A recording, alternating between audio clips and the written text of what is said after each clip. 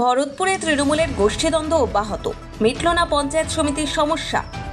ভরতপুরে তৃণমূলের গোষ্ঠীকোন্দল অব্যাহত থাকল। ভরতপুর ১ নম্বর ব্লক তৃণমূল সভাপতি নজরুল ইসলামের বিরুদ্ধে বিস্ফোরক অভিযোগ করলেন বিধায়ক হুমায়ুন কবির। উপসমিতি না স্থায়ী সমিতি গঠন ভরতপুর 1 30শে জুলাই 2025 এখানকার স্থায়ী সমিতির মেজরিটি মেম্বাররা 9টা স্থায়ী সমিতিকে ভেঙে দিয়েছিল, রিমুভ করেছিল। তারপরে এসডিও সাহেব কাঁদি তিনি আজকে ডেট দিয়েছিল 14ই আগস্ট বেলা 12টায়।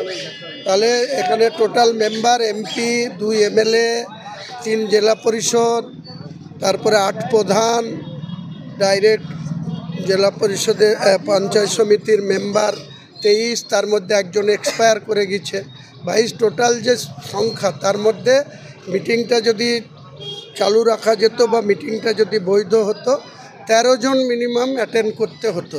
আমরা 7 জন অ্যাটেন্ড করেছি। বাকি মেম্বারকে এখানকার ব্লক সভাপতি রাজ্য নেতৃত্বকে ইগনোর করে সেখানে একটা ঘরে তালা বন্ধ করে রেখে দিয়েছে। এই ক্ষমতা কতক্ষণ উনি দেখাতে পারেন সেটা নেক্সট টাইমে আমি কিছু বলবো না, রাজ্য নেতৃত্বর কাছে রিপোর্ট পাঠাবো, তিনারা যথাযথ ব্যবস্থা গ্রহণ করবেন। ওনারা উপস্থিত না হওয়ার কি কারণ বলে মনে করছেন? না হওয়ার কারণ ওনাদের মন মতো যে প্যানেল করতে চেয়েছিল, যে স্থায়ী সমিতিটা ভেঙেছে সেই স্থায়ী সমিতিতে আবার এখানে ওনাদের মন মতো স্থায়ী সমিতি গঠন করতে চেয়েছিল।